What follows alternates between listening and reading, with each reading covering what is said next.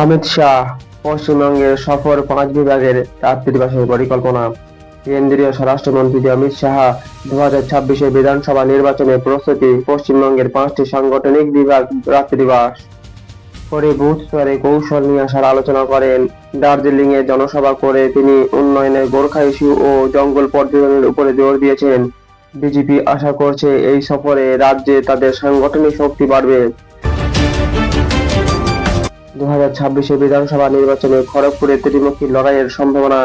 খড়গপুরে সদর বিধানসভা কেন্দ্রে 2016 ব্রেক থ্রু থেকে 2026 উত্তপ্ত লড়াইয়ের দিকে বিজেপি দিলীপ ঘোষ, তৃণমূল প্রদীপ সরকার ও কংগ্রেসে বাম জোট পাপিয়া চক্রবর্তীর প্রার্থিতা নিয়ে রাজনৈতিক তৎপরতা বেড়েছে।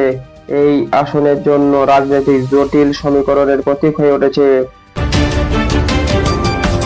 রামনবমী সংঘর্ষ, মুর্শিদাবাদে স্বাভাবিক অবস্থায় ফিরল উত্তেজনা বজায়।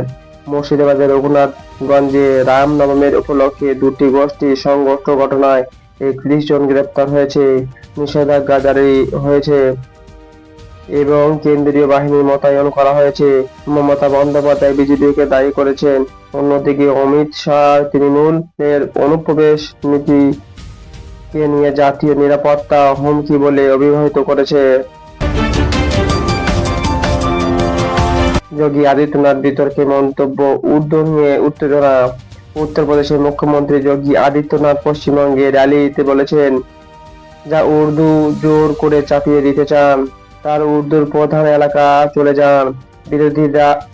বিরোধীরা এটিকে ভাষা বিভেদকামী বলে সমালোচনা করেছে। সমর্থকেরা ভাষাগত পরিচয়ের প্রশ্ন বলে দাবি করেছেন। নির্বাচনী হিংসা পশ্চিমবঙ্গের শীর্ষে, গত দশকের সর্বোচ্চ ঘটনা। গত দশকে 16টি রাজ্যে নির্বাচনে পশ্চিমবঙ্গে সবচেয়ে বেশি নির্বাচনী হিংসা ঘটনা ঘটেছে। 2016 থেকে 2023 পর্যন্ত সংখ্যা বেড়েছে বলে রিপোর্ট উঠে এসেছে। 1 এপ্রিল মালদা কালিয়াচক 2 নম্বর ব্লক 7 জন বিচারক অধিকারকে 9 ঘন্টা বেশি সময় ধরে অবরোধ করে রাখা হয়। ভোটার তালিকায় সংশোধনের কাজ বাধা দেওয়া হওয়ার অভিযোগ উঠে এসেছে। শুভেন্দু অধিকারী রোড শো, উত্তেজনা, স্লোগান পাল্টা স্লোগান। হাওড়ার বালতি শুভেন্দু অধিকারী রোড শো, তৃণমূল এর বিজেপি কর্মীর মধ্যে উত্তেজনা দেখা গেছে, স্লোগানের চরম লড়াই উঠেছে। তৃণমূল অভিযোগ, সেন্ট্রাল ফোর্স টিএমসি নেতা গাড়ি আটকাচ্ছে। মমতা বন্দ্যোপাধ্যায় অভিযোগ করেছে যে কেন্দ্রীয় বাহিনী শুধুমাত্র তৃণমূল নেতাদের গাড়ি তল্লাশি করছে। তিনি এটিকে রাজনৈতিক উদ্দেশ্য প্রমাণিত বলে দাবি করেছেন। সংসদ অধিবেশন আজ শুরু, লোকসভা আসন বৃদ্ধি ও মহিলা সংরক্ষণ বিল। আজ 16 এপ্রিল থেকে সংসদ বাজেট অধিবেশন দ্বিতীয় পর্ব শুরু হচ্ছে। লোকসভার আসন সংখ্যা 543টি থেকে 816 বাড়ানো বিল সহ মহিলা সংরক্ষণ সংক্রান্ত গুরুত্বপূর্ণ বিল পাশ করার সম্ভাবনা রয়েছে। কেন্দ্রীয় কর্মী প্রতিবাদ, ডিএ বৃদ্ধি নিয়ে আজ ধর্মঘট।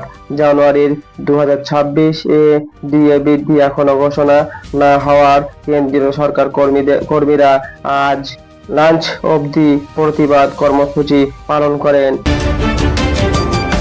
Conference of central government employees and works এই কর্মসূচি ডাক দিয়েছে। ডেলিমিটেশন বিল বিরোধিতা, আইএনডিআইএ জোট ঐক্যবদ্ধ সিদ্ধান্ত। আইএনডিআইএ জোট ডেলিমিটেশন বিল বিরোধিতা করার সিদ্ধান্ত নিয়েছে। কংগ্রেস সভাপতি মল্লিকার্জুন খার্গে বলেছেন, জোট নেতারা ঐক্যবদ্ধভাবে এই বিরোধী লড়বে। উড়িষ্যার ছত্তিশগড় বিদ্যুৎ কেন্দ্র বয়লার বিস্ফোরণে 14 জন নিহত। উড়িষ্যার ছত্তিশগড় শক্তি জেলায় বেদান্ত লিমিটেড তাপ বিদ্যুৎ কেন্দ্রে বয়লার বিস্ফোরণে অন্তত 14 জন নিহত ও 20 জন আহত হয়েছে। ঘটনাটা তদন্তাধীন। সিবিএসই 10ম শ্রেণীর ফল প্রকাশ, শিক্ষার্থীদের মধ্যে উৎসব। Central board of secondary education CBSE গতকাল দশম শ্রেণীর বোর্ড পরীক্ষার ফল ঘোষণা করেছে। শিক্ষাপ্রার্থী ও অভিভাবকদের মধ্যে উৎসাহ উদ্দীপনা দেখা গেছে। দক্ষিণ ভারতে আশঙ্কা, টেলিভিশনের প্রভাব নিয়ে বিতর্ক। 2026 সালে আদমশুমারির পর টেলিভিশন হলেও দক্ষিণ ভারতের রাজ্যগুলো লোকসভা আসনের কমাতে পারে বলে আশঙ্কা প্রকাশ করা হয়েছে। উত্তর ভারতের রাজ্যগুলো প্রতিনিধি বাড়ার সম্ভাবনা নিয়ে রাজনৈতিক আলোচনা চলছে। ইরান মার্কিন যুদ্ধবিরতি আলোচনা 16 এপ্রিল দ্বিতীয় দফা বৈঠক। ইরান ও যুক্তরাষ্ট্রের মধ্যে যুদ্ধবিরতি নিয়ে আজ 16 এপ্রিল দ্বিতীয় দফা আলোচনা হওয়ার সম্ভাবনা রয়েছে। হরমুজ প্রণালীর উত্তেজনা কমলে ভারতের তেল আমদানি স্থিতি ফিরতে পারে।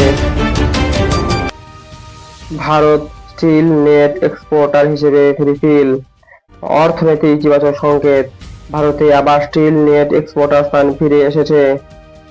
এটি দেশের অর্থনৈতিক পুনরুত্থান ও উৎপাদন খাতের শক্তি ইঙ্গিত দিচ্ছে।